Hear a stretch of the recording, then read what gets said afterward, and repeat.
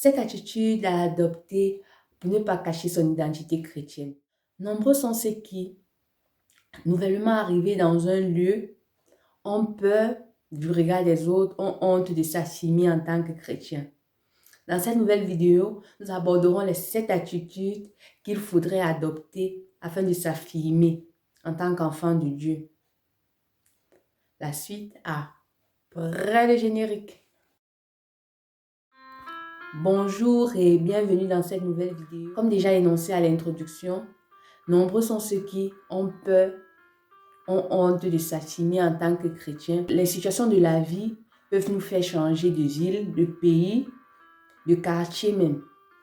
Quelles sont les attitudes à adopter afin de ne pas cacher qui je suis? La première attitude, il faudrait être conscient de son identité chrétienne. Dans une de nos premières vidéos, nous avons abordé ce que c'est qu'une identité chrétienne. Si vous n'avez pas encore regardé la vidéo, vous pouvez la regarder après celle-ci. La deuxième attitude à adopter selon moi, c'est être conscient de son salut.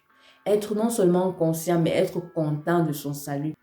D'avoir pris conscience de son état de péché et de s'être réconcilié avec Jésus. Il faudrait être content. La troisième attitude selon moi, c'est se rapprocher davantage du Seigneur. Il faudrait chaque jour rechercher le Seigneur. Plus tu vas te rapprocher du Seigneur, moins tu auras peur ou alors honte du regard. Et ce que les gens disent ou pensent de toi ne t'influence plus négativement. Le quatrième point selon moi, c'est vivre la vie de Christ. Il faudrait marcher comme Jésus. Marcher dans ses empreintes, selon la parole de Dieu. Ce que tu lis, il faudrait mettre en pratique. Parce que ça ne sert à rien de connaître toute la parole de Dieu et de ne pas vivre par elle ou pour elle. On marche selon la parole de Dieu. Parfois, on n'aura même pas besoin d'ouvrir la bouche pour parler ou témoigner, mais notre vie va témoigner pour nous. Ta vie doit témoigner de ton identité. Si tu dis être en Christ, alors il faudrait que ta vie témoigne de ton identité. C'est très important. Point, selon moi, c'est accepter d'être exclu d'un certain nombre de choses. Parce que tu marches selon la parole de Dieu et non plus selon le monde.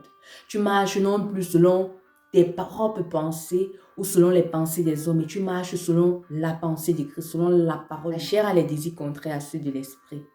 Et parce que la chair a les désirs contraires à ceux de l'esprit, toi ne marchant plus selon la chair, mais selon l'esprit, ben, tu seras exclu, tu seras forcément exclu. Donc, il faudrait accepter cette exclusion. Sixième point, selon moi, c'est accepter les injustices à cause de Christ. La Bible dit dans 1 Pierre 4, verset 16, si quelqu'un souffre en tant que chrétien, qu'il n'en ait point honte, mais qu'il se réjouisse plutôt, qu'il glorifie plutôt le Seigneur. Si tu souffres parce que tu tiens sur la parole de Dieu, il ne faut pas avoir honte.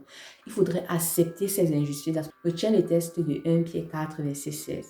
Si quelqu'un souffre en tant que chrétien, qu'il n'en ait point honte. N'aie pas honte de souffrir en tant que chrétien. C'est le prix à payer.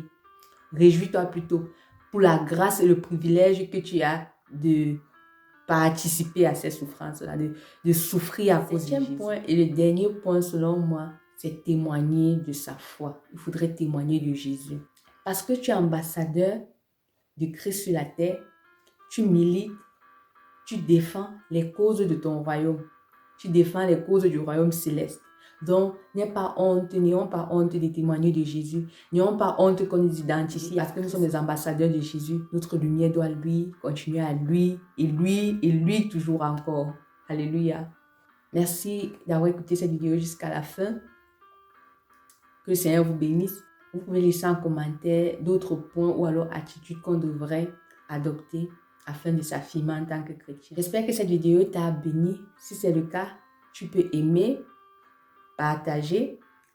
Et si tu n'es pas encore abonné, tu peux t'abonner afin de ne pas rater nos prochains contenus. Que le Seigneur vous bénisse. À la prochaine. Shalom à tous.